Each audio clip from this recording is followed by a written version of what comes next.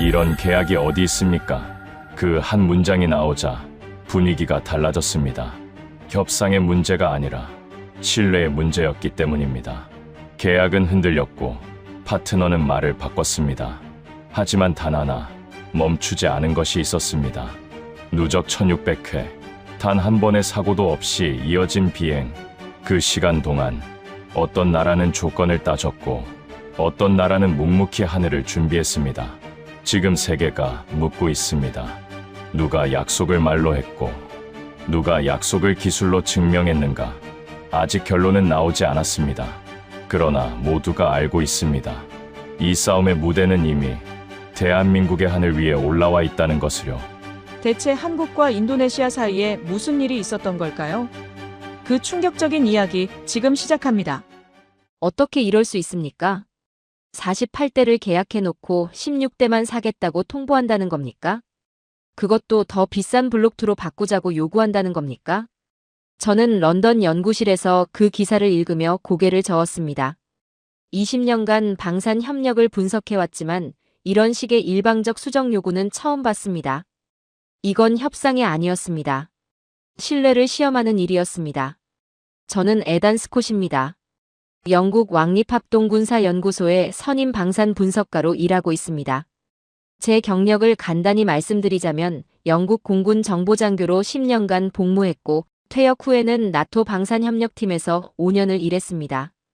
그곳에서 저는 유럽 각국이 어떻게 무기 체계를 공동 개발하는지 또 어떻게 실패하는지 직접 목격했죠. 유로파이터 타이푼 프로젝트의 성공과 좌절 그리고 수많은 양자 간 협력의 명암까지 모두 지켜봤습니다. 방산 협력이라는 건 단순히 무기를 함께 만드는 게 아닙니다. 그 안에는 기술 이전, 산업 육성, 외교 관계, 그리고 무엇보다 신뢰가 있습니다. 계약서에 서명하는 순간부터 실제 무기가 인도되기까지 보통 10년 이상 걸립니다. 그 긴 시간 동안 한 나라가 약속을 지키는지 파트너를 존중하는지가 드러나죠. 저는 그 과정을 분석하고 기록하는 사람입니다. 2026년 1월 초 평소처럼 저는 새벽 일찍 연구실에 나왔습니다. 런던의 겨울 새벽은 유독 깁니다. 아침 8시가 되어야 해가 뜨기 시작하니까요. 저는 오히려 이 고요한 시간을 좋아합니다. 아무도 없는 연구실에서 전날 밤 동안 쌓인 전 세계 방산 뉴스를 정리하는 게 제 하루의 시작이거든요. 그날도 마찬가지였습니다. 런던 시간 새벽 3시 42분, 건물 안은 쥐 죽은 듯 조용했고 복도의 비상구 표시 등만 희미하게 빛나고 있었습니다. 저는 연구실 문을 열고 들어가 컴퓨터를 켰습니다. 모니터 불빛이 어둠 속에서 제 얼굴을 파랗게 비췄죠. 책상 위엔 전날 밤 정리하다 만보고서 파일들이 놓여 있었고 옆에는 식어버린 커피잔이 있었습니다. 저는 새 커피를 내려 한 모금 마시고 익숙한 루틴을 시작했습니다. 국제방산 뉴스 피드를 열고 주요 국가별로 필터를 걸고 밤새 올라온 기사들을 쭉 스크롤했습니다. 미국 국방부 예산안, 호주의 오커스 잠수함 프로젝트 진행 상황, 일본의 차기 전투기 개발 뉴스. 평소와 다를 바 없는 내용들이었습니다. 그러다 손이 멈췄습니다. 인도네시아 KF-21 블록2 16대만 구매 추진. 한국 계약 수정 압박받나? 저는 그 헤드라인을 다시 읽었습니다. 한 번, 두 번, 세 번. 제 눈썹이 천천히 올라갔습니다. KF-21이라면 한국이 개발 중인 차세대 전투기였습니다. 한국항공우주산업, 카이가 주도하고 있는 4.5세대 다목적 전투기죠. 그리고 인도네시아는 이 프로젝트의 공식 파트너였습니다. 저는 즉시 제 데이터베이스를 열었습니다. KF-21 프로젝트 폴더에는 제가 지난 몇 년간 모아온 자료들이 정리되어 있었습니다. 초기 개발 발표, 시제기 출고, 첫 비행, 그리고 인도네시아와의 협력 계약까지. 저는 계약서 요약본을 찾아 열었습니다. 계약 내용은 명확했습니다. 인도네시아는 KF-21 공동 개발 파트너로 참여하며 개발 완료 후 48대를 도입하기로 했습니다. 그 대가로 개발 비용의 일부를 분담하고 기술 이전도 받기로 했죠. 양국 모두에게 이득이 되는 구조였습니다.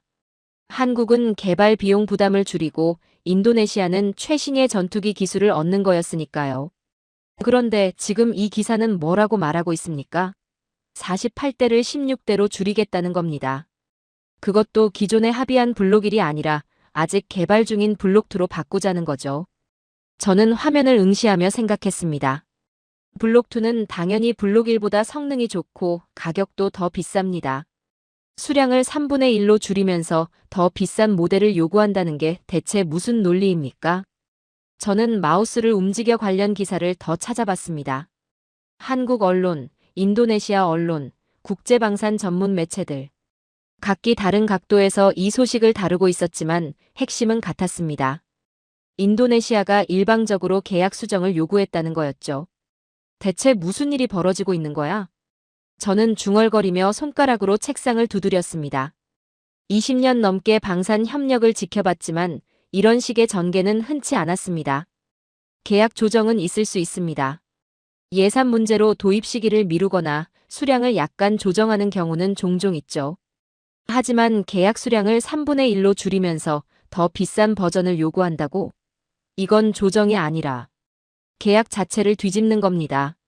저는 창밖을 바라봤습니다. 여전히 칠흑 같은 어둠이었고 거리는 텅 비어 있었습니다. 가끔 지나가는 야간 버스의 불빛만 보일 뿐이었죠. 저는 다시 화면으로 시선을 돌렸습니다.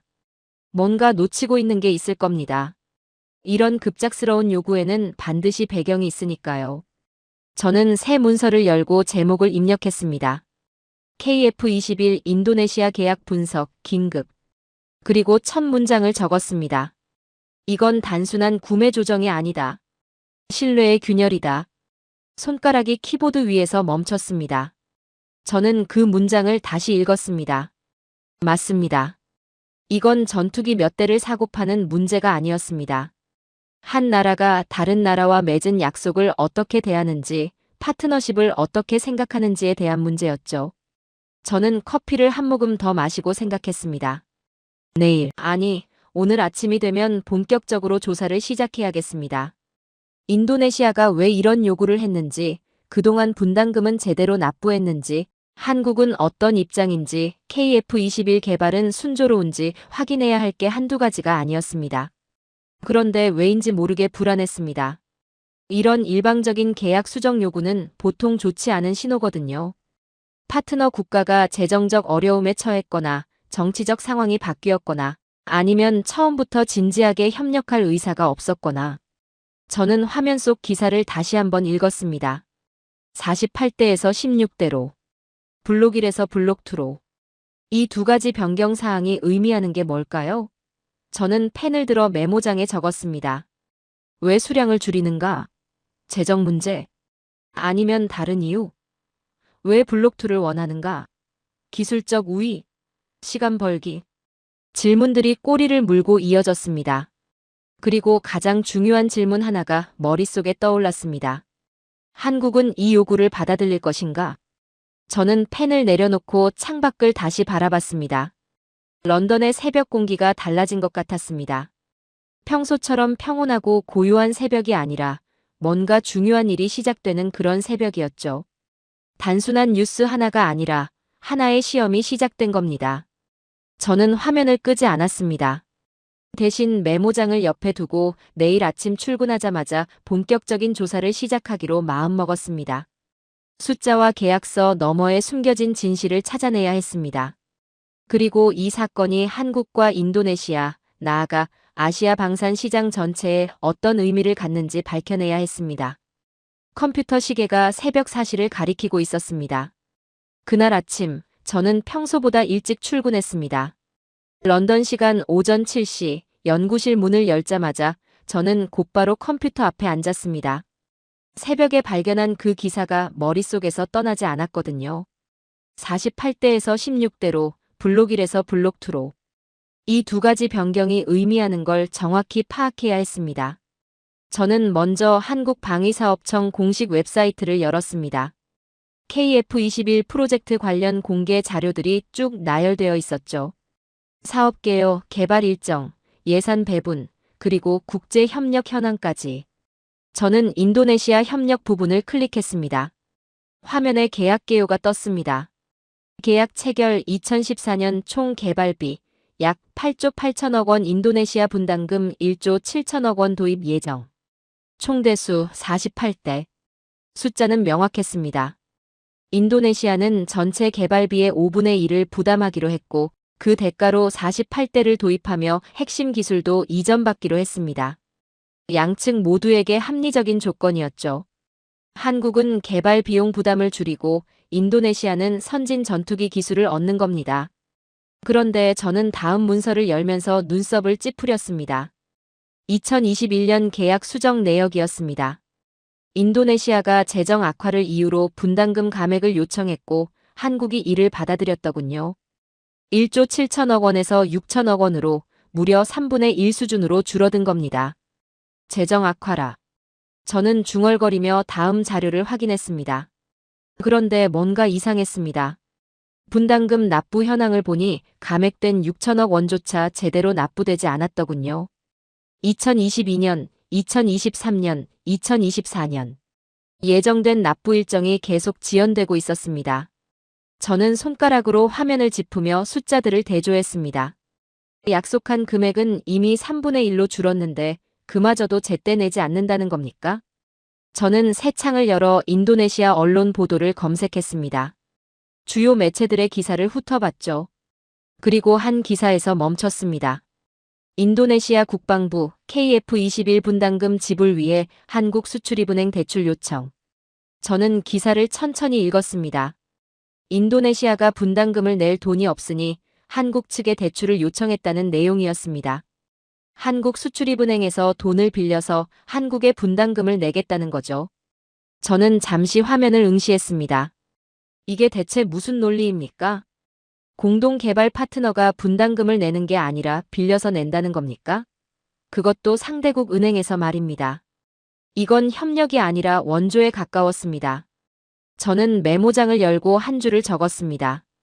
재정난은 핑계일 뿐 신뢰 결핍이 본질이다. 그 문장을 입력하는 순간 제 안에 뭔가가 확신으로 굳어지는 걸 느꼈습니다. 이건 돈의 문제가 아니었습니다. 태도의 문제였죠.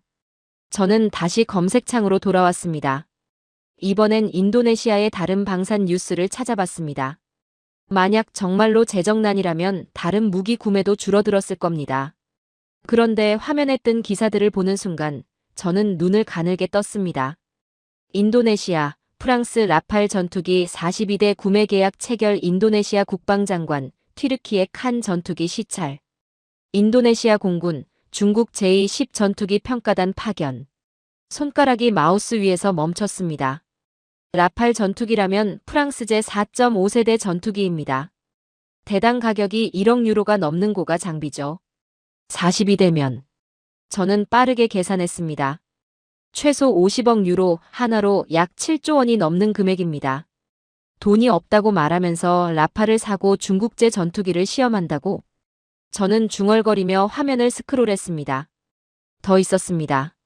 프랑스제 스콜펜급 잠수함 추가 도입 검토, 이탈리아제 경공격기 구매 협상, 미국제 F-15EX 도입 가능성. 인도네시아는 세계 각국의 무기 시장을 돌아다니며 쇼핑을 하고 있었습니다.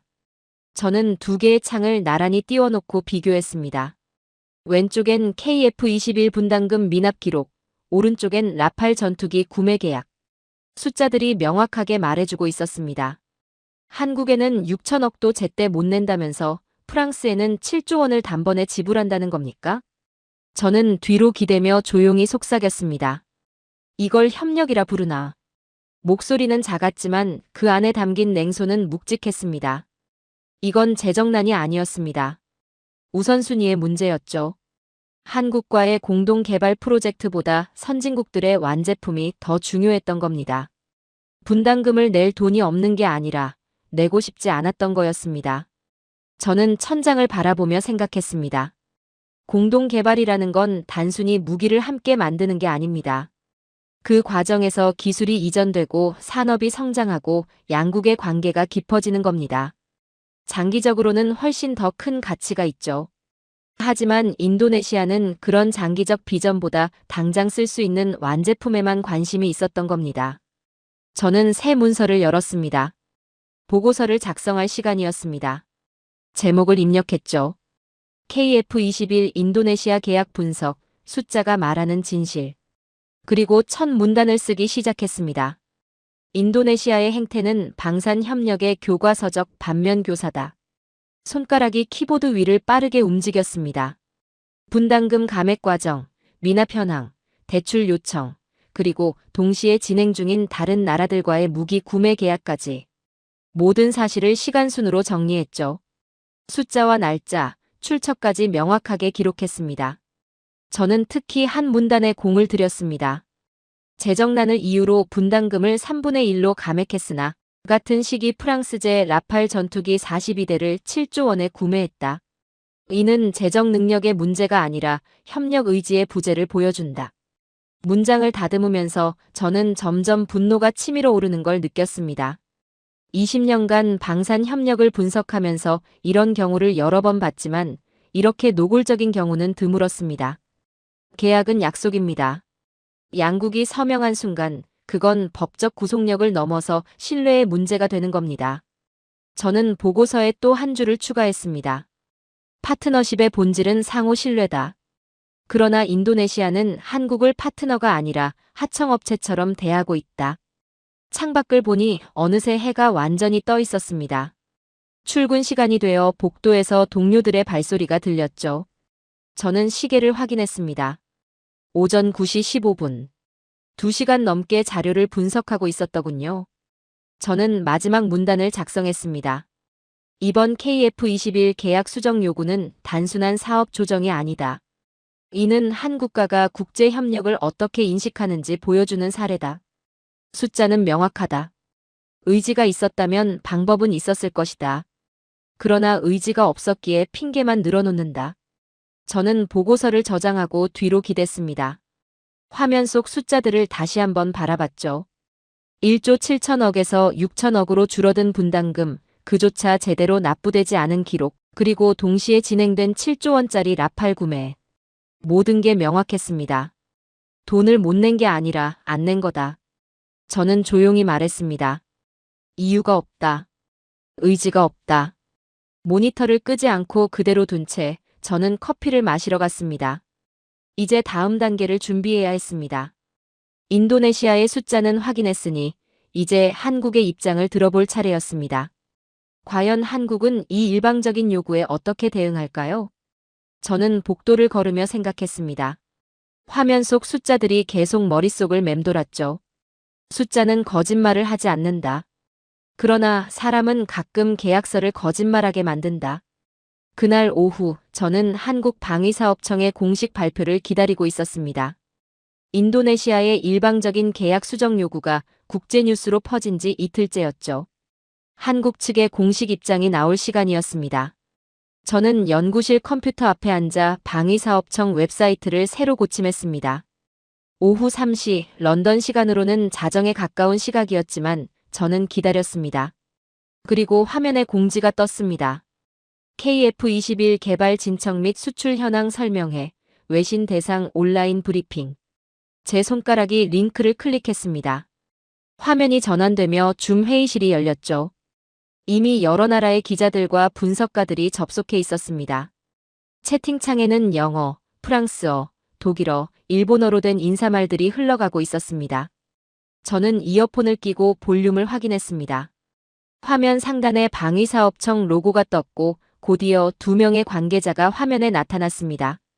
한 명은 방사청 국제협력 담당관, 다른 한 명은 카이 수출전략실장이었습니다. 통역사의 목소리가 이어폰으로 들려왔죠. 여러분 접속해 주셔서 감사합니다. 오늘은 KF21 보람의 개발 현황과 국제협력에 대해 말씀드리겠습니다.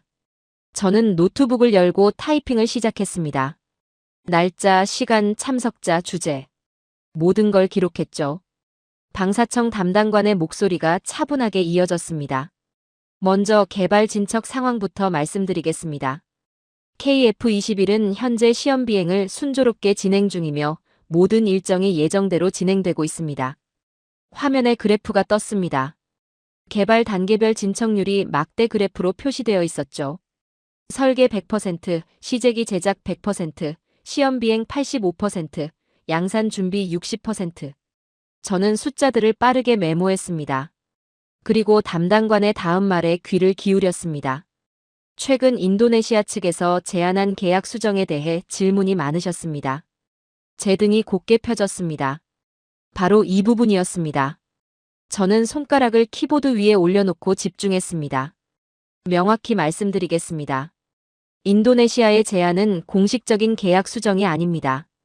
통역사의 목소리는 침착했지만 그 안에 담긴 한국 측의 어조는 단호했습니다. 저는 그 문장을 정확히 받아 적었습니다. 기존 계약은 48대 도입 기준으로 체결되었으며 이는 변함이 없습니다.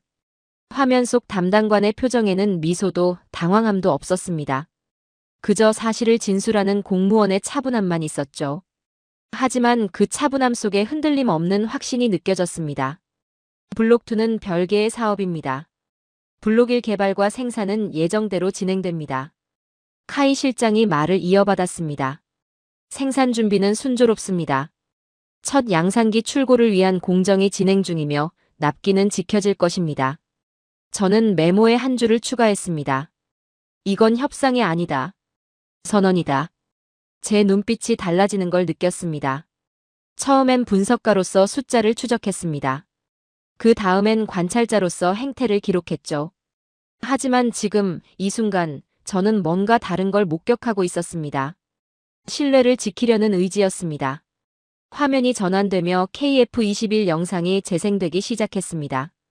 회색 도색의 전투기가 활주로를 달리고 하늘로 치솟고 구름 위를 가르는 장면이었죠. 엔진음이 이어폰을 통해 들려왔습니다.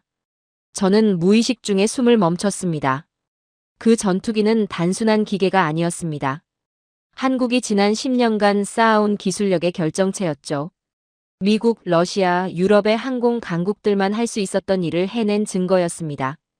그리고 지금 그들은 그 성과를 지키려 하고 있었습니다. 영상이 끝나고 다시 담당관의 얼굴이 화면에 나타났습니다. 질문 받겠습니다. 채팅창에 질문들이 쏟아지기 시작했습니다.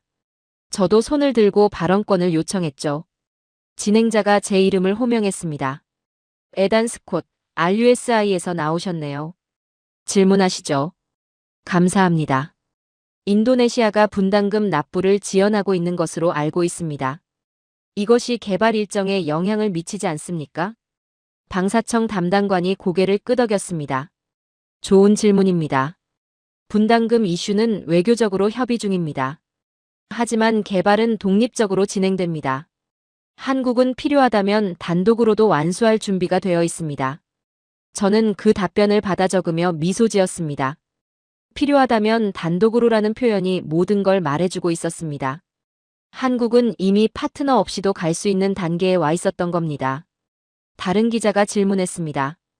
계약 수정을 거부하면 인도네시아와의 관계가 악화되지 않습니까? 카이 실장이 답했습니다. 우리는 계약을 깎지 않습니다. 대신 기술로 신뢰를 쌓습니다. 저는 타이핑하던 손을 멈췄습니다. 그 문장을 다시 한번 읽었습니다. 계약을 깎지 않는다. 기술로 신뢰를 쌓는다. 얼마나 간결하고 강력한 메시지입니까? 저는 그 문장에 별표를 쳐두었습니다. 브리핑은 40분간 이어졌습니다. 기술 세부 사항, 수출 전망, 향후 계획, 모든 질문에 한국 측은 명확하고 구체적으로 답했습니다. 숫자를 제시했고 일정을 밝혔으며 입장을 분명히 했죠. 거기엔 변명도 회피도 애매함도 없었습니다. 브리핑이 끝나고 화면이 꺼졌을 때 저는 노트북을 닫지 않고 그대로 앉아 있었습니다. 방금 목격한 것의 의미를 곱씹고 있었죠. 한국은 변명을 하지 않았습니다. 그들은 단지 보여주었습니다. 완성된 전투기와 지켜진 약속을. 저는 메모를 다시 읽어 내려갔습니다. 담당관의 발언들, 카이 실장의 답변들, 그리고 제가 중간중간 적어둔 소감들. 한 문장이 눈에 들어왔습니다. 그들의 어조엔 흔들림이 없었다. 정확했습니다. 40분 내내 단 한 번도 목소리가 떨리거나 말을 더듬거나 애매하게 얼버무리는 순간이 없었습니다. 마치 이미 모든 질문에 대한 답을 준비해둔 것처럼, 아니 그보다는 자신들이 하고 있는 일에 대한 확신이 있었기 때문에 흔들림이 없었던 겁니다. 저는 새 문서를 열고 타이핑을 시작했습니다. 보고서가 아니었습니다. 제 개인 일지였죠. 오늘 나는 단순한 브리핑 이상의 것을 목격했다. 한 국가가 약속을 지키는 방법을 봤다. 그들은 말로 설득하지 않았다. 결과로 증명했다. 손가락이 계속 움직였습니다. 이건 방산이 아니라 의지의 산업이다. 기술은 살 수 있지만 신뢰는 살 수 없다. 한국은 그걸 알고 있다. 저는 잠시 멈춰서 창밖을 바라봤습니다. 런던의 밤하늘이 보였죠. 별은 보이지 않았지만 어딘가에서는 KF-21이 시험 비행을 하고 있을 겁니다. 어딘가에서는 엔지니어들이 양산 준비를 하고 있을 거고 어딘가에서는 조종사들이 훈련을 받고 있겠죠. 저는 다시 화면으로 시선을 돌렸습니다. 브리핑 녹화본을 다시 재생했습니다. 카이 실장의 그 문장을 다시 듣고 싶었거든요. 우리는 계약을 깎지 않습니다. 대신 기술로 신뢰를 쌓습니다. 목소리가 다시 이어폰으로 흘러나왔습니다. 저는 눈을 감고 그 문장의 무게를 느꼈습니다. 20년간 방산 협력을 지켜봤지만 이렇게 명확한 철학을 가진 나라를 본 적이 없었습니다. 대부분의 나라들은 협상합니다. 조건을 조정하고 타협점을 찾고 때로는 원칙을 굽히죠. 하지만 한국은 달랐습니다. 그들은 협상하지 않았습니다. 그저 자신들의 길을 갔습니다. 계약은 지키고 기술은 발전시키고 약속은 완수하는 겁니다. 저는 일지의 마지막 문장을 추가했습니다. 그날 이후 나의 보고서 문체가 바뀌었다. 냉철함 속에 감탄이 섞이기 시작했다. 손가락이 키보드에서 떨어졌습니다. 저는 화면을 응시하며 생각했습니다. 이제 저는 단순한 관찰자가 아니었습니다. 이 이야기의 목격자가 되어 있었죠. 그리고 어쩌면 조금은 응원하는 사람이 되어 있었는지도 모릅니다. 그날 새벽, 저는 또다시 연구실에 나와 있었습니다. 브리핑이 끝난 후부터 한국 측 자료를 더 깊이 파고들고 싶었거든요. 말이 아니라 숫자로 확인하고 싶었습니다. 한국이 정말로 예정대로 개발을 진행하고 있는지, 기술적으로 얼마나 진척되었는지 말입니다. 런던 시간 새벽 4시, 저는 카이 공식 웹사이트를 열었습니다. 그리고 최근 보도자료 섹션을 클릭했죠. 화면에 여러 개의 기사 제목이 나열되었습니다. 저는 스크롤을 내리며 하나씩 읽어내려갔습니다. 그러다 한 제목에서 멈췄습니다. KF-21 보람에 누적 시험비행 1600회 돌파, 무사고 기록 달성. 제 손가락이 링크를 클릭했습니다. 기사가 열렸고 저는 첫 문단을 읽기 시작했습니다. 카이는 KF-21 보라매가 누적 시험비행 1600회를 돌파했다고 발표했다. 2022년 7월 첫 비행 이후 약 3년 반 만의 기록이며 단 한 건의 사고도 발생하지 않았다. 저는 다시 읽었습니다. 한 번, 두 번, 세 번. 1600회 비행, 단 한 번의 사고도 없다. 손에 쥐고 있던 펜이 책상 위로 떨어졌습니다. 똑 소리가 조용한 연구실에 울렸죠. 1600회 무사고. 저는 중얼거리며 계산기를 꺼냈습니다. 3년 반이면 약 1260일입니다. 1600회를 1260일로 나누면 하루 평균 1.27회. 거의 매일 한 번 이상 날았다는 뜻입니다. 그것도 단 한 번의 사고 없이. 저는 기사를 계속 읽었습니다. 그리고 한 문장에서 또다시 멈췄습니다. 한국은 이로써 세계에서 10번째로 초음속 전투기를 독자 개발한 국가가 되었다. 세계 10번째. 그것도 독자 개발국의 이름으로. 저는 의자에 깊이 기대며 그 의미를 곱씹었습니다. 미국, 러시아, 프랑스, 중국, 영국, 스웨덴, 일본, 인도, 이스라엘. 그리고 한국. 이 나라들만이 자력으로 초음속 전투기를 만들어낸 겁니다. 라이선스 생산도 아니고 공동 개발도 아닌 순수하게 자기 기술로 말입니다. 저는 과거 다른 나라들의 전투기 개발 사례를 떠올렸습니다. F-35는 개발 과정에서 여러 차례 기술적 문제로 시험 비행이 중단되었습니다. 유로파이터 타이푼도 초기 시험 비행 단계에서 사고가 있었죠. 그게 정상입니다. 새로운 기술을 시험하는 과정에서 문제가 생기는 건 당연한 일이니까요. 그런데 한국은 달랐습니다. 저는 화면을 스크롤하며 계속 읽었습니다. KF-21은 현재 다양한 비행 조건에서 성능을 검증 중이다. 고도 15km 이상의 고고도 비행, 마하 1.8의 초음속 비행, 고기동 전투기동까지 모든 시험을 순조롭게 완료하고 있다. 저는 카이 유튜브 공식 채널로 이동했습니다. 최근 영상들이 쭉 나열되어 있었죠. 저는 가장 최신 영상을 클릭했습니다. 제목은 KF-21 무장통합 시험 현황이었습니다. 영상이 재생되었습니다. 회색 도색의 전투기가 경납고에서 나오는 장면이었습니다. 아침 햇살이 기체 표면에 반사되어 은빛으로 빛났죠. 카메라가 천천히 기체를 따라가며 세부를 비췄습니다.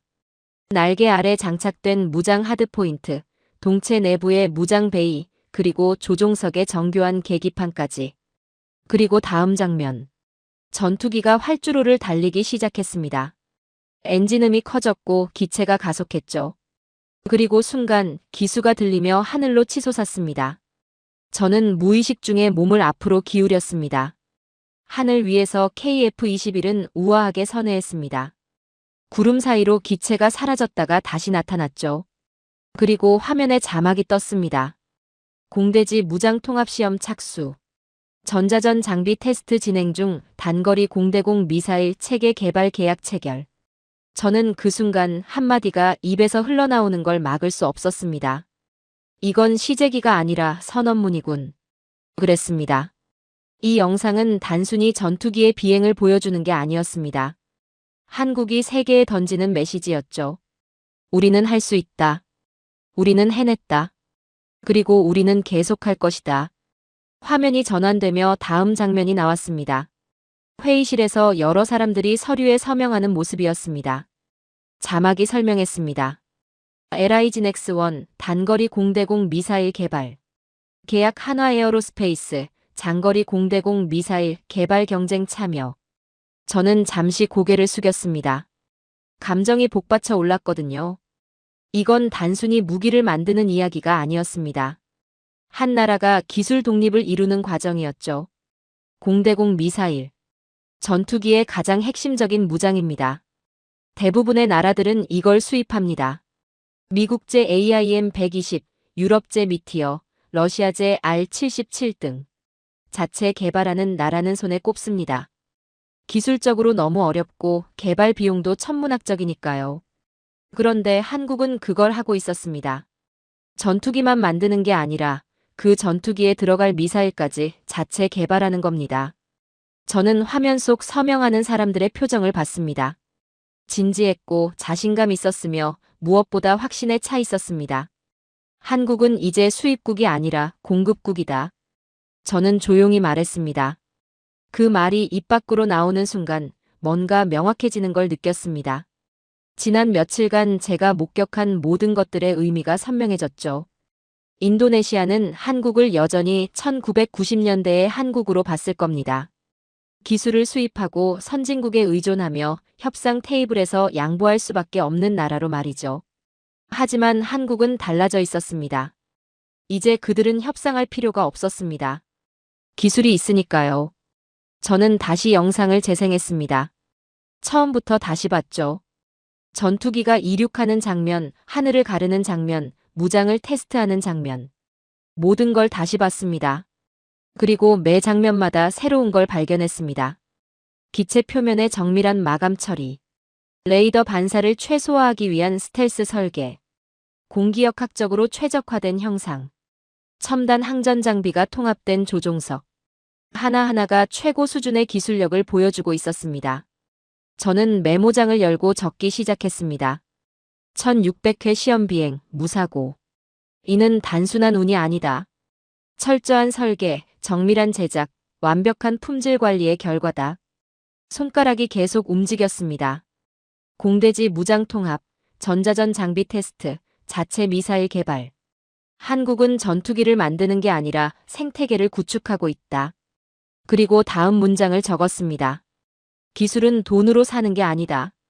신뢰를 깨뜨리면 기술은 혼자서도 날아오른다. 저는 그 문장을 다시 읽으며 고개를 끄덕였습니다. 정확한 표현이었습니다. 인도네시아가 신뢰를 깨뜨렸을 때 한국은 기다리지 않았습니다. 그들은 그냥 계속 전진했죠. 파트너가 뒤처지면 혼자서라도 가는 겁니다. 저는 보고서 파일을 열었습니다. 새로운 섹션을 추가할 시간이었습니다. 제목을 입력했습니다. 기술의 속도, 신뢰의 거리. 그리고 첫 문단을 쓰기 시작했습니다. 한국의 KF-21 개발은 예정보다 빠르게 진행되고 있다. 1600회 무사고 시험 비행, 무장 통합 실험 착수, 자체 미사일 개발까지. 숫자들이 말해주고 있다. 한국은 더 이상 기다리지 않는다. 손가락이 키보드 위를 달렸습니다. 지난 며칠간 수집한 모든 데이터를 정리했죠. 시험 비행 횟수, 개발 일정, 기술 성과, 그리고 그 모든 것이 의미하는 바까지. 인도네시아는 시간을 벌려 했다. 하지만 한국은 시간을 앞질렀다. 이것이 기술력의 차이다. 저는 타이핑을 멈추고 눈앞의 수치를 바라봤습니다. 1600. 단순한 숫자가 아니었습니다. 1600번의 이륙, 1600번의 착륙, 1600번의 성공. 그 모든 순간마다 엔지니어들이 있었고 조종사들이 있었으며 믿음이 있었습니다. 그리고 그 믿음이 만들어낸 결과가 세계 10번째 독자 개발국이라는 타이틀이었습니다. 저는 그 문구를 다시 한번 음미했습니다. 세계 10번째. 겨우 10개국만이 도달한 경지. 한국은 그 반열에 올라섰습니다. 저는 창밖을 바라봤습니다. 새벽이 밝아오고 있었습니다. 런던의 하늘은 여전히 회색이었지만 어딘가 한국의 하늘에서는 KF-21이 또 한 번 날아오르고 있을 겁니다. 161번째, 1602번째 비행을. 그리고 그 모든 비행이 조용히, 그러나 확실하게 세상에 증명하고 있었습니다. 한국은 할 수 있다고. 한국은 하고 있다고. 그리고 한국은 해냈다고. 저는 보고서를 저장하며 눈앞의 수치들을 다시 한번 바라봤습니다. 그리고 마지막 문장을 추가했습니다. 이건 완성형이다. 화면 속에는 여전히 KF-21의 이미지가 떠 있었습니다. 저는 그 이미지를 바라보며 조용히 덧붙였습니다. 그가 본 것은 전투기가 아니었다. 신뢰가 금속으로 만들어진 형태였다. 며칠 후, 저는 보고서의 새로운 섹션을 작성하기 시작했습니다. 지금까지 인도네시아의 현재 행태를 분석했다면, 이제는 과거를 들여다볼 차례였습니다. 이런 일방적인 계약 수정 요구가 처음인지 아니면 반복되는 패턴인지 확인해야 했습니다. 저는 데이터베이스를 열고 한국-인도네시아 방산 협력 이력을 검색했습니다. 화면에 여러 개의 파일이 나타났습니다. 잠수함 공동 개발 프로젝트, T-50 고등훈련기 도입, 그리고 KF-21. 하나씩 열어보기 시작했습니다. 먼저 잠수함 프로젝트 파일을 클릭했습니다. 2011년 시작된 사업이었죠. 한국의 209급 잠수함을 인도네시아에 수출하면서 기술 이전도 함께 진행하기로 한 계약이었습니다. 저는 연도별 진행 상황을 훑어봤습니다. 계약은 순조롭게 체결됐지만 문제는 그 다음부터였습니다. 대금 지불이 계속 지연됐거든요. 1번함 건조는 시작됐지만 돈이 제때 들어오지 않았고 2번함 건조는 그 여파로 미뤄졌습니다. 결국 인도 일정 전체가 흔들렸죠. 저는 손가락으로 화면을 짚으며 중얼거렸습니다. 또 대금 지불 지연이군. 다음은 T-50 고등훈련기 파일이었습니다. 같은 2011년에 계약된 사업으로 한국의 초음속 고등훈련기 16대를 도입하는 내용이었죠. 저는 계약 이행 과정을 확인했습니다. 여기서도 똑같은 패턴이 나타났습니다. 첫 인도는 2013년 예정이었지만 지연됐고 이유는 역시 대금 납부 문제였습니다. 2015년부터 2017년까지 순차 인도가 이루어졌지만 계속된 지연으로 한국 측은 상당한 어려움을 겪었습니다. 저는 손으로 눈을 비비며 한숨을 쉬었습니다. 아직도 똑같군. 그리고 2014년 기록으로 넘어갔습니다. KF-21 공동개발 프로젝트가 시작된 해였죠. 처음엔 희망적이었습니다. 인도네시아가 개발비의 20%를 분담하고 완성 후 48대를 도입하며 핵심 기술도 이전받기로 했으니까요. 양국 모두에게 윈윈이 될 수 있는 구조였습니다. 하지만 2021년 상황이 바뀌었습니다. 인도네시아가 재정 악화를 이유로 분담금 감액을 요청했습니다. 1조 7천억 원에서 6천억 원으로 무려 3분의 1 수준으로 줄여달라는 거였죠. 한국은 관계 유지를 위해 이를 받아들였습니다. 하지만 그게 끝이 아니었습니다. 저는 다음 파일을 열었습니다.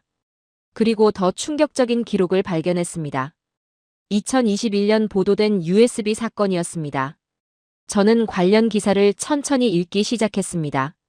KF-21 공동 개발 과정에서 인도네시아 측 기술자가 기술 자료를 무단으로 USB에 담아 반출하려 했다는 내용이었습니다. 한국 측이 이를 발견하고 제지했고 이후 인도네시아 기술자들이 대거 귀국했다고 했습니다. 공식적으로는 코로나19로 인한 일시 귀국이라고 발표했지만 실제로는 기술 유출 시도가 원인이었다는 분석이 지배적이었습니다. 저는 키보드를 강하게 두드렸습니다. 패턴이야. 손가락이 빠르게 움직였습니다. 2022년부터 2024년까지의 기록을 확인했습니다. 감액된 6천억 원조차 제대로 납부되지 않았더군요. 약속한 일정에 맞춰 돈이 들어오지 않았고 한국은 계속 독촉해야 했습니다. 그러다 2026년 초, 바로 지금 인도네시아는 또다시 계약 수정을 요구했습니다. 48대를 16대로 줄이고 블록 1 대신 블록 2를 사겠다는 겁니다. 저는 화면을 응시하며 입술을 깨물었습니다. 이건 우연이 아니었습니다. 명확한 패턴이었죠. 2011년 잠수함에서 대금이 지연됐고 같은 해 TO10에서도 납부 문제가 생겼습니다. 2014년 KF-21이 시작됐지만 2021년에는 분담금을 깎아달라고 했고 같은 해 기술 유출 시도까지 있었습니다. 그리고 지금 계약 자체를 뒤집으려 하고 있습니다. 이건 사고가 아니다. 반복이다. 저는 조용히 말하며 새 문서를 열었습니다. 보고서에 새로운 섹션을 추가할 시간이었습니다. 제목을 영어로 입력했습니다. 그리고 첫 문장을 썼습니다. 인도네시아의 행태는 반복적이고 예측 가능하다. 이는 우발적 실수가 아니라 계획된 전략이다. 손가락이 계속 키보드를 두드렸습니다. 감정이 격해지는 걸 느꼈지만 문장은 최대한 객관적으로 유지했습니다. 분석가로서 감정을 드러내서는 안 되니까요. 하지만 분노는 억누를 수 없었습니다. 저는 다음 문단을 작성했습니다. 한 나라의 신뢰는 통화보다 강해야 한다. 그러나 인도네시아는 신뢰를 현금처럼 썼다. 필요할 때 빌리고 갚을 때가 되면 협상하고 결국엔 조건을 바꾸려 한다. 타이핑을 멈추고 뒤로 기댔습니다. 창밖을 바라봤죠. 런던의 하늘은 흐렸습니다. 비가 내릴 것 같았습니다. 제 마음도 그랬습니다. 무겁고 답답했죠. 저는 과거 나토에서 일할 때를 떠올렸습니다. 유럽 국가들 간의 방산 협력을 지켜봤죠. 물론 거기에도 문제는 있었습니다. 일정 지연, 비용 초과, 의견 충돌. 하지만 근본적인 차이가 있었습니다. 신뢰였습니다. 유럽 국가들은 서로를 믿었습니다. 문제가 생기면 함께 해결했죠. 계약을 일방적으로 뒤집거나 기술을 몰래 빼돌리거나 대금을 계속 미루지 않았습니다. 그런데 인도네시아는 달랐습니다. 저는 다시 화면으로 시선을 돌렸습니다. 15년간 반복된 패턴이 눈에 들어왔습니다. 잠수함, TO10, 그리고 KF-21까지. 3번의 주요 프로젝트, 3번 모두 같은 문제였습니다. 저는 보고서에 한 문장을 추가했습니다. 협력은 조약이 아니라 기억이다. 그들은 이미 그 기억을 3번이나 깨뜨렸다. 그 문장을 쓰는 순간 뭔가 명확해졌습니다. 한국이 왜 이번에는 단호하게 나오는지 이해가 됐습니다. 한 번은 실수일 수 있습니다. 2번은 우연일 수도 있죠. 하지만 3번은 패턴입니다. 그리고 패턴은 바뀌지 않습니다. 저는 CNBC 인도네시아 기사를 다시 검색했습니다. 인도네시아 측 시각도 확인해야 했으니까요. 여러 기사를 읽어봤지만 대부분 재정난, 예산 부족, 경제 상황 악화 같은 표현들로 가득했습니다. 변명이었습니다. 책임을 회피하는 말들이었죠. 저는 보고서를 계속 작성했습니다. 인도네시아는 모든 지연과 미이행을 재정난으로 설명한다. 하지만 동시에 프랑스제 라팔 전투기를 구매하고 다른 나라들과 새로운 무기 계약을 체결한다. 이는 재정 능력의 문제가 아니라 우선순위의 문제다. 문장이 날카로워지고 있었습니다. 저는 잠시 멈춰서 심호흡을 했습니다. 냉정해져야 했습니다. 하지만 쉽지 않았습니다. 20년간 방산 협력을 분석하면서 이렇게 노골적인 신뢰 파괴를 본 적이 없었거든요. 저는 마지막 문단을 작성하기 시작했습니다. 한국은 선택의 기로에 서 있다. 인도네시아의 요구를 받아들이고 또다시 양보할 것인가, 아니면 선을 긋고 독자적으로 나아갈 것인가. 그리고 다음 문장을 적었습니다. 과거의 패턴이 미래를 예측한다면 인도네시아는 앞으로도 같은 행태를 반복할 것이다.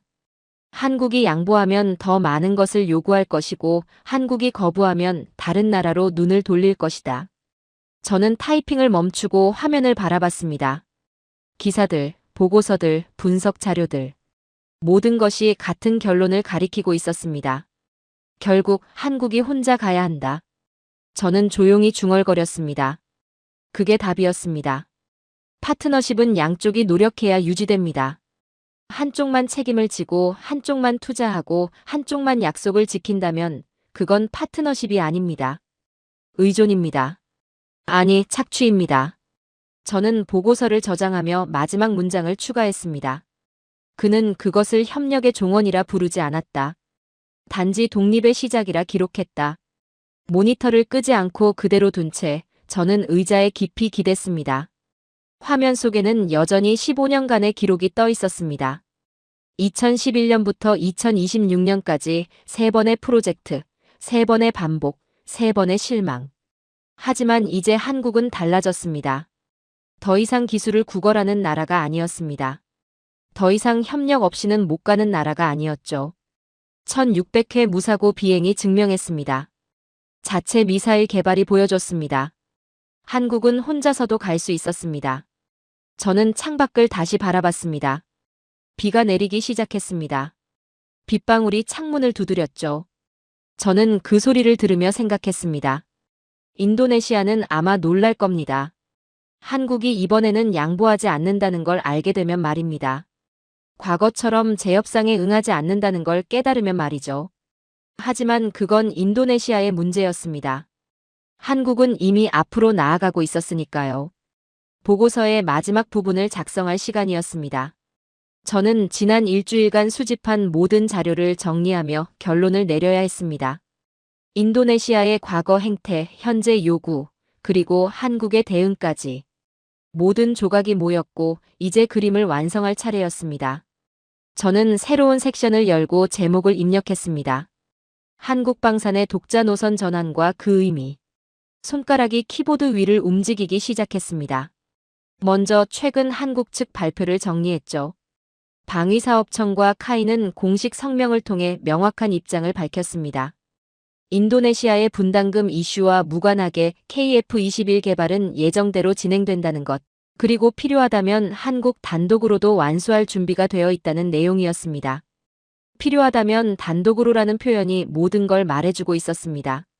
한국은 더 이상 파트너에 의존하지 않는다는 선언이었죠. 저는 그 문장을 보고서에 그대로 인용했습니다. 그리고 다음 자료를 열었습니다. 한국의 최근 방산 수출 동향을 보여주는 그래프였습니다. 저는 엑셀 파일을 열어 숫자들을 확인했습니다. 2021년부터 2025년까지의 수출액 증가 추이가 한눈에 들어왔습니다. 꾸준히 상승하는 곡선이었죠. 특히 2022년 이후 급격한 상승세를 보였습니다. 저는 그래프를 보고서에 삽입하고 옆에 주석을 달았습니다. 이제 이 수치는 기술이 아니라 신뢰의 지표다. 그 문장을 쓰면서 미소가 지어졌습니다. 정확한 표현이었습니다. 한국방산의 성장은 단순히 좋은 무기를 만들어서가 아니었습니다. 약속을 지켰기 때문이었죠. 납기를 지켰고 품질을 보장했으며 사후 지원도 완벽했습니다. 그게 신뢰를 만들었고 신뢰가 수출로 이어진 겁니다. 저는 다음 자료를 검색했습니다. 최근 몇 달간 국제 언론에 보도된 한국 방산 관련 기사들이었습니다. 화면에 여러 헤드라인이 떴습니다. 폴란드와의 대규모 계약, UAE와의 협상 진행, 말레이시아의 관심 표명. 저는 하나씩 클릭하며 내용을 확인했습니다. 폴란드는 K2 전차, K9 자주포, FA50 전투기에 이어 추가 계약을 논의 중이었습니다. 총 규모가 수십조 원에 달하는 역사적인 계약이었죠. UAE는 천공 방공 시스템과 함께 KF-21에도 관심을 보이고 있었습니다. 말레이시아는 차기 전투기 도입 사업에서 KF-21을 유력한 후보로 검토 중이었습니다. 폴란드, UAE, 말레이시아. 저는 조용히 중얼거리며 그 이름들을 보고서에 적었습니다. 세 나라 모두 인도네시아보다 훨씬 큰 시장이었습니다. 그리고 무엇보다 약속을 지키는 나라들이었죠. 계약을 체결하면 대금을 제때 지불하고 일정을 존중하며 파트너십을 소중히 여기는 국가들이었습니다. 저는 감정이 고조되는 걸 느꼈습니다. 한국이 겪은 일들을 생각하면 화가 났지만 동시에 한국이 만들어낸 결과를 보면 감탄이 나왔습니다. 인도네시아가 발목을 잡으려 할 때 한국은 다른 길을 찾았습니다. 한 문이 닫히자 더 큰 문들이 열렸던 겁니다. 저는 또 다른 검색을 했습니다. 싱가포르 에어쇼 2026 관련 기사였습니다. 2월에 열릴 예정인 아시아 최대 항공 전시회였죠. 여러 기사를 읽어보니 국제 언론들이 한국 부스에 상당한 관심을 보이고 있었습니다. KF-21이 전시될 것인지, 어떤 성과를 발표할 것인지에 대한 기대가 높았습니다. 한 기사의 제목이 눈에 들어왔습니다. 저는 그 기사를 클릭해 읽기 시작했습니다.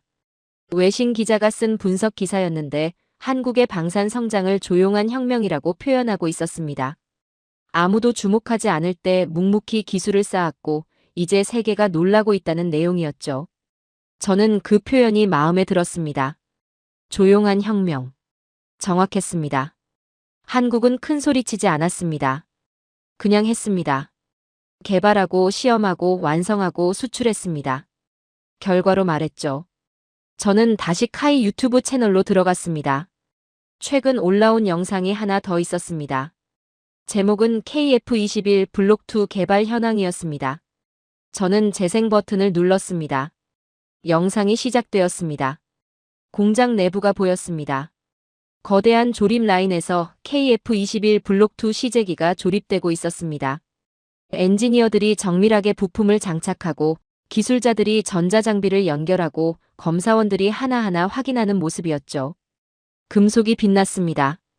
작업등 아래에서 티타늄 합금과 복합 재료가 반짝였습니다. 저는 화면을 뚫어지게 바라봤습니다. 저 하나하나의 부품이, 저 하나하나의 볼트가 한국의 기술력을 대변하고 있었습니다. 그리고 영상 마지막에 자막이 떴습니다.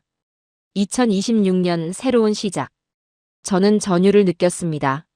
새로운 시작. 인도네시아는 끝이라고 생각했겠지만 한국에게는 시작이었던 겁니다. 파트너 없이 혼자 가는 게 두려울 수도 있었겠지만 한국은 오히려 더 빠르게, 더 자유롭게 나아가고 있었습니다. 저는 보고서로 돌아와 타이핑을 시작했습니다. 인도네시아의 협상 테이블은 이제 공허하다. 한국은 이미 다른 문을 열었다. 그 문장을 쓰고 나서 잠시 멈췄습니다. 정확한 표현이었습니다. 인도네시아는 아직도 협상 테이블에 앉아 조건을 따지고 있겠지만 한국은 이미 그 테이블을 떠났습니다. 폴란드, UAE, 말레이시아. 더 큰 테이블들이 기다리고 있었으니까요. 저는 계속 썼습니다. 그들이 협력을 잃은 대가로 얻은 건 독립이었다. 손가락이 멈췄습니다. 저는 그 문장을 다시 읽었습니다. 협력을 잃고 독립을 얻었다. 역설적이지만 진실이었습니다. 인도네시아라는 파트너를 잃었지만 한국은 혼자서도 갈 수 있다는 확신을 얻었습니다. 그리고 그 확신이 더 많은 기회를 만들어냈죠. 저는 화면을 스크롤하며 지금까지 작성한 보고서 전체를 훑어봤습니다. 1장부터 6장까지 숫자와 사실들로 가득한 문서였습니다. 하지만 그 속에는 하나의 이야기가 흐르고 있었습니다. 신뢰를 지킨 나라와 신뢰를 저버린 나라의 이야기였죠. 저는 마지막 문단을 작성하기 시작했습니다. 한국 방산의 성장은 우연이 아니다. 기술력의 축적, 품질에 대한 집착, 그리고 무엇보다 약속을 지키는 문화가 만들어낸 필연이다. 인도네시아는 그 가치를 이해하지 못했다. 하지만 세계는 이해하고 있다. 저는 잠시 생각에 잠겼습니다. 그리고 한 문장을 더 추가했습니다. 이건 단순한 전투기가 아니다. 국가의 약속이 형태를 얻은 것이다. 타이핑을 마치고 저는 뒤로 기댔습니다. 화면을 닫으며 조용히 중얼거렸습니다. 아무도 한국을 동정하지 않는다. 이제 그들을 존경한다. 그 순간 저는 깨달았습니다. 저는 더 이상 단순한 분석가가 아니었습니다. 이 일주일간 저는 숫자를 넘어 의미를 받고 계약을 넘어 신념을 받으며 전투기를 넘어 한 나라의 존엄을 받습니다. 저는 목격자였습니다. 한 나라가 기술로 존엄을 증명하는 장면의 목격자였죠. 저는 보고서를 저장했습니다. 하지만 이건 단순한 계약 분석 보고서가 아니었습니다. 한국이라는 나라에 대한 이야기였습니다. 약속을 지키는 나라, 신뢰를 쌓는 나라, 기술로 미래를 여는 나라에 대한 기록이었습니다. 다음 날 아침, 저는 보고서 초안을 다듬기 시작했습니다. 지난 일주일간 수집한 모든 자료를 정리했고 분석을 완료했으며 결론도 내렸습니다. 이제 남은 건 문장을 다듬고 구조를 정리하고 RUSI 내부 회의용 브리핑 자료로 만드는 일이었습니다. 저는 보고서 첫 페이지를 열었습니다. 화면에는 지난 며칠간 작성한 문장들이 가득했습니다. 객관적이고 분석적이며 숫자로 가득한 문장들이었죠. 저는 천천히 읽어 내려가기 시작했습니다. 인도네시아 분담금 미납률 분석 2021년 감액 합의 이후 납부율 35%에 불과. 수출입은행 대출 요청 건 총 3회, 누적 금액 약 4천억 원 규모. KF21 시험 비행 현황 누적 1600회 달성, 무사고 기록 유지. 숫자였습니다. 퍼센트, 금액, 횟수. 모두 정확하고 검증 가능한 데이터였죠. 분석가로서 제가 해야 할 일이었습니다. 사실을 수집하고 데이터를 분석하고 객관적으로 보고하는 것. 저는 그렇게 20년을 살아왔습니다. 하지만 이번엔 뭔가 달랐습니다. 저는 스크롤을 내리며 계속 읽었습니다. 그러다 한 문단에서 멈췄습니다. 한국의 KF21 개발 진척률은 당초 계획 대비 112%를 기록했다. 이는 예정보다 앞선 진행을 의미한다. 저는 그 문장을 바라보며 생각했습니다. 정확한 문장이었습니다. 팩트였죠. 하지만 뭔가 부족했습니다. 그 문장이 담지 못한 게 있었습니다. 저는 커서를 그 문장 위에 올려놓고 잠시 망설였습니다. 그리고 문장을 고쳤습니다. 한국은 개발 속도를 약속보다 앞질렀다. 그 약속을 지키지 못한 건 인도네시아였다. 손가락이 엔터키에서 멈췄습니다. 저는 수정된 문장을 읽었습니다. 한 번, 두 번. 같은 내용이었지만 느낌이 달랐습니다. 숫자 대신 의미가 있었고 데이터 대신 이야기가 있었습니다. 이걸 이렇게 써야 하나. 저는 중얼거리며 커서를 멈췄습니다. 20년간 분석 보고서를 써왔지만 이런 문장을 쓴 적은 없었습니다. 이건 분석이 아니라 판단이었습니다. 객관이 아니라 해석이었죠. 하지만 틀린 말은 아니었습니다. 오히려 더 정확했습니다. 숫자만으로는 담을 수 없는 진실이 거기 있었으니까요. 저는 다음 섹션으로 넘어갔습니다. 기술 성과를 정리한 부분이었습니다. 여기에도 숫자들이 가득했습니다. 시험 비행 횟수, 무장 통합 일정, 미사일 개발 현황. 저는 그 데이터들을 바라보며 지난 며칠을 떠올렸습니다. 카이 유튜브에서 봤던 영상이 생각났습니다. 회색 도색의 KF21이 하늘로 치솟던 장면, 조종석 HUD의 빛이 화면을 가득 채우던 순간, 엔진음이 이어폰을 통해 울려 퍼지던 그 느낌. 저는 새 영상 파일을 열었습니다. 브리핑 자료에 삽입하려고 다시 캡처한 KF21 26 영상이었습니다. 재생 버튼을 눌렀습니다. 화면 속에서 전투기가 활주로를 달렸습니다. 속도가 붙었고 기수가 들렸으며 순간 하늘로 솟구쳤습니다. 햇빛이 기체 표면에 반사되어 은빛으로 빛났죠. 구름을 뚫고 올라가는 모습이 장엄했습니다. 저는 무의식 중에 숨을 멈췄습니다. 그리고 깨달았습니다. 저는 지금 전투기를 보고 있는 게 아니라는 걸. 저는 한 나라의 의지를 보고 있었습니다. 15년간 축적된 기술을, 1600번 쌓아올린 신뢰를, 약속을 지키겠다는 결의를 보고 있었던 겁니다. 저는 보고서로 돌아왔습니다. 그리고 새로운 문장을 추가하기 시작했습니다. 기술은 계산의 산물이지만 신뢰는 의지의 결과다. 그 문장을 쓰는 순간 뭔가 명확해졌습니다. 제가 이 일주일간 추적한 건 단순히 계약 분쟁이 아니었습니다. 두 가지 철학의 충돌이었죠. 숫자로 계산하는 쪽과 약속으로 행동하는 쪽의 대립이었습니다. 저는 계속 타이핑했습니다. 손가락이 저절로 움직이는 것 같았습니다. 인도네시아는 비용을 계산했다. 한국은 가치를 만들었다. 하나는 얼마나 적게 낼 수 있는지 물었고, 다른 하나는 얼마나 잘 만들 수 있는지 물었다. 문장이 달라지고 있었습니다. 표와 그래프가 아니라 문장으로 말하기 시작했습니다. 퍼센트와 금액이 아니라 의미로 설명하기 시작했죠. 저는 화면을 바라보며 생각했습니다. 이건 보고서가 아니었습니다. 선언문에 가까웠습니다. RUSI 내부 회의에서 발표할 자료치고는 너무 감정적이었죠. 하지만 멈출 수가 없었습니다. 저는 조용히 중얼거렸습니다. 나는 지금 보고서를 쓰는 게 아니다. 역사를 기록하고 있다. 그 말이 입 밖으로 나오는 순간 확신이 들었습니다. 맞았습니다. 이건 단순한 계약 분석이 아니었습니다. 한 국가가 어떻게 신뢰를 쌓는지, 어떻게 기술로 존엄을 증명하는지에 대한 기록이었습니다. 저는 다시 영상을 재생했습니다. KF-21이 하늘을 가르는 장면을. 이번엔 조종석 내부 시점이었습니다. HUD에 각종 정보가 표시되고 계기판에 불빛이 깜빡이고 창밖으로 구름이 빠르게 지나갔습니다. 화면이 빛으로 가득 찼습니다. 햇빛과 HUD의 빛, 계기판의 빛, 그리고 금속 표면에 반사된 빛. 모든 게 빛났습니다. 저는 화면을 뚫어지게 바라봤습니다. 그건 전투기가 아니라 신념의 비행체였다. 저는 조용히 속삭였습니다. 그리고 그 문장을 보고서에 추가했습니다. 데이터 섹션이 아니라 결론 부분의 말입니다. 숫자 대신 의미로, 그래프 대신 문장으로. 저는 보고서 전체를 다시 훑어봤습니다. 처음엔 표와 숫자로 시작했지만 갈수록 문장과 해석이 늘어났습니다. 객관적 분석에서 시작해 주관적 감탄으로 끝났습니다. 이게 맞나? 저는 잠시 의심했습니다. 분석가로서 이렇게 써도 되는 건가? 하지만 곧 확신했습니다. 때로는 숫자만으로 담을 수 없는 진실이 있습니다. 데이터 너머의 의미가 있죠. 그리고 그걸 포착하는 것도 분석가의 역할이었습니다. 저는 보고서 제목을 수정했습니다.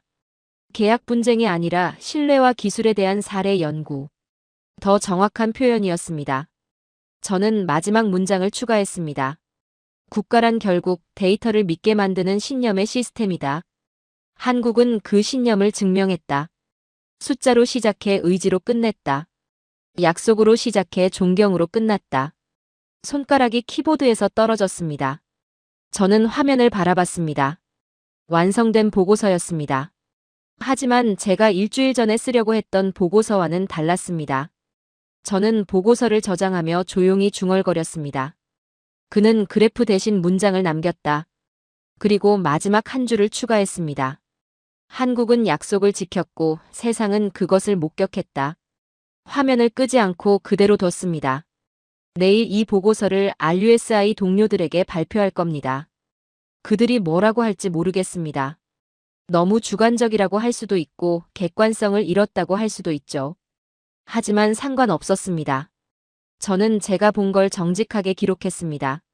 숫자도 의미도 감탄도 모두 진실이었으니까요. 런던 시간 새벽 3시. 저는 또다시 연구실에 홀로 앉아 있었습니다. 창밖은 칠흑 같은 어둠이었고 건물 안은 고요했습니다. 컴퓨터 화면만이 어둠 속에서 희미하게 빛나고 있었죠. 저는 모니터를 응시했습니다. 화면에는 싱가포르 에어쇼 공식 웹사이트가 떠 있었습니다. 카운트다운 타이머가 천천히 숫자를 세고 있었죠. 11일 5시간 23분. 2026년 2월 3일부터 8일까지 창의 전시센터에서 열릴 예정이었습니다. 아시아 최대 규모의 항공 전시회였죠. 저는 천천히 커피를 들어올려 한 모금 마셨습니다. 식어버린 커피였지만 신경 쓰지 않았습니다. 제 관심은 온통 화면 속 일정표에 쏠려 있었거든요. 공식 전시 목록을 스크롤했습니다. 보잉, 에어버스, 로키드 마틴, 다소. 세계 굴지의 항공우주 기업들이 이름을 올리고 있었습니다. 그런데 한국 항공우주산업의 이름은 아직 확정 목록에 없었습니다. 참가 예정 기업 리스트에만 올라 있었죠. KF21이 전시될 것인지, 어떤 형태로 소개될 것인지 아직 공식 발표는 없었습니다. 하지만 국제 언론의 관심은 뜨거웠습니다. 저는 다른 창을 열어 최근 기사들을 확인했습니다.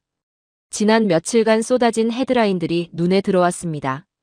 한국의 KF21에 모든 시선이 집중된다는 내용. 인도네시아와 한국의 전투기 분쟁이 해결될 것인지 묻는 기사. 싱가포르 에어쇼가 한국 방산의 분기점이 될 것이라는 분석. 모두가 기다리고 있었습니다. 한국이 무엇을 보여줄 것인지, 인도네시아와의 갈등이 어떻게 정리될 것인지, KF21이 국제 무대에서 어떤 평가를 받을 것인지. 저는 메모장을 열고 한 줄을 적었습니다. 이제 신뢰의 무게추는 한국 쪽으로 완전히 기울었다. 그 문장을 쓰면서 지난 일주일을 떠올렸습니다. 숫자를 추적하고 패턴을 분석하고 사실을 기록했던 시간들. 처음엔 단순한 계약 분쟁으로 시작했지만 파고들수록 더 깊은 이야기가 드러났습니다. 신뢰와 배신, 약속과 회피, 기술과 의지. 저는 잠시 생각에 잠겼습니다. 데이터로 시작한 보고서가 이제 기다림의 기록이 되어 있었습니다. 숫자로 시작해 의미로 끝났고 분석으로 시작해 감탄으로 끝났죠. 제가 쓰고 싶었던 보고서는 아니었지만 제가 써야 했던 보고서였습니다. 저는 다시 인도네시아 관련 뉴스를 검색했습니다. 최근 발표가 있었는지 확인하고 싶었거든요. 화면에 몇 개의 기사가 떴습니다. 인도네시아 국방부 대변인의 발언이었습니다. 한국과 협의 중입니다. 긍정적으로 검토하고 있습니다. 같은 말의 반복이었습니다. 지난 몇 주간 계속 들어온 문구였죠. 협의 중, 검토 중, 논의 중. 구체적인 건 아무것도 없었습니다. 48대를 16대로 줄이겠다는 요구도, 블록2로 바꾸겠다는 제안도 여전히 공식 계약 수정으로 이어지지 않았습니다. 그런데 이상한 일이었습니다.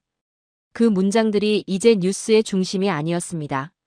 국제 언론의 초점은 인도네시아의 요구가 아니라 한국의 성과로 옮겨가 있었습니다. 한국이 어디까지 왔는가, 한국이 무엇을 이뤘는가, 한국이 앞으로 무엇을 할 것인가. 저는 조용히 중얼거렸습니다. 그들은 시간을 지키는 민족이다. 그랬습니다. 제가 지난 일주일간 목격한 건 바로 그거였습니다. 한국은 말한 대로 했습니다. 일정을 지켰고 품질을 보장했으며 약속을 완수했습니다. 1600회 무사고 비행이 증명했고 양산 준비가 보여줬으며 신규 수출 협상이 확인시켜졌죠. 저는 다시 싱가포르 에어쇼 페이지로 돌아왔습니다. 카운트다운은 계속되고 있었습니다. 11일 5시간 17분. 시간은 흐르고 있었고 그 시간이 끝나면 세계는 한국이 만들어낸 결과를 보게 될 겁니다. 저는 보고서 파일을 열었습니다. 완성된 문서였지만 마지막 문단을 추가하고 싶었습니다. 결론이 아니라 전망을 말입니다. 손가락이 키보드 위를 움직이기 시작했습니다. 세상은 아직 보여달라 말하지만 한국은 이미 보여줄 준비를 끝냈다. 저는 그 문장을 읽으며 고개를 끄덕였습니다. 정확했습니다. 싱가포르 에어쇼는 아직 시작되지 않았지만 한국은 이미 준비를 마쳤습니다. KF21 블록2 시제기가 조립되고 있었고 양산 라인이 가동되고 있었으며 수출 협상이 진행되고 있었습니다. 인도네시아의 답변을 기다리지 않았습니다. 세계의 평가를 두려워하지 않았죠. 그냥 했습니다. 약속한 대로, 계획한 대로, 믿는 대로. 저는 계속 타이핑했습니다. 이건 전투기의 문제가 아니다. 세계가 어떤 약속이 지켜지는가를 지켜보는 일이다. 그 문장을 쓰면서 전율이 느껴졌습니다. 맞았습니다. 2월 3일부터 8일까지 싱가포르 창의 전시센터에 모인 사람들은 단순히 전투기를 보러 오는 게 아닐 겁니다. 그들은 신뢰를 확인하러 옵니다. 어떤 나라가 약속을 지키는지, 어떤 기술이 믿을 만한지, 어떤 파트너가 선택할 가치가 있는지. 저는 화면을 바라보며 생각했습니다. 저도 가고 싶었습니다. 싱가포르에 직접 가서 KF21을 보고 싶었습니다. 화면이 아니라 실물로, 영상이 아니라 현장에서 제 눈으로 직접 확인하고 싶었죠. 하지만 갈 수 없었습니다. 다른 일정이 있었고 예산도 없었습니다. 저는 런던에서 이 연구실에서 모니터를 통해 지켜볼 수밖에 없었습니다. 그래도 괜찮았습니다. 저는 이미 충분히 봤으니까요. 숫자로, 영상으로, 기사로. 저는 한국이 만들어낸 결과를 목격했습니다. 그리고 그게 진짜라는 걸, 과장이 아니라는 걸, 믿을만하다는 걸 확인했죠. 저는 마지막 문장을 추가했습니다. 기술은 따라잡을 수 있다. 신뢰는 그렇지 않다. 그리고 보고서를 저장했습니다. 파일명은 그대로 두었습니다. 계약 분석 보고서. 하지만 내용은 그 이상이었습니다. 신뢰에 대한 성찰이었고 기술에 대한 찬사였으며 약속에 대한 증언이었습니다. 저는 의자의 기대 창밖을 바라봤습니다. 런던의 새벽은 여전히 어두웠습니다. 하지만 어딘가에서는 해가 뜨고 있을 겁니다. 한국에서는 이미 낮이겠죠. 엔지니어들이 일하고 있고 조종사들이 비행하고 있으며 기술자들이 조립하고 있을 겁니다. 저는 다시 화면으로 시선을 돌렸습니다. 지난 일주일간 제가 추적한 모든 것들이 머릿속을 스쳐 지나갔습니다. 분담금 감액, 계속된 미납, USB 유출 시도, 그리고 일방적인 계약 수정 요구까지. 15년간 반복된 패턴이었습니다. 하지만 이번엔 달랐습니다. 한국은 더 이상 양보하지 않았습니다. 저는 모니터를 끄지 않고 그대로 두었습니다. 곧 세계는 알게 될 것입니다. 인도네시아가 얼마나 계획적으로 신뢰를 저버렸는지를, 얼마나 치밀하게 약속을 회피했는지를, 얼마나 노골적으로 파트너를 이용하려 했는지를. 그리고 동시에 알게 될 것입니다. 한국이 그 모든 배신 속에서도 어떻게 약속을 지켰는지를, 어떻게 기술로 존엄을 증명했는지를, 어떻게 혼자서도 완성해냈는지를. 저는 조용히 중얼거렸습니다. 숫자는 거짓말을 하지 않는다. 15년간의 기록이 증명할 것입니다. 누가 신뢰를 지켰고 누가 신뢰를 저버렸는지를. 전 세계가 그것을 목격하게 될 것입니다. 오늘 영상에 공감하셨다면 구독과 좋아요 눌러주시고 주변 분들과도 공유해주세요. 여러분의 작은 관심과 응원이 영상 제작에 큰 힘이 됩니다. 오늘도 여러분의 하루의 작은 즐거움이라도 되었기를 바라며 지금까지 감동뭉클이었습니다. 끝까지 시청해주셔서 감사합니다.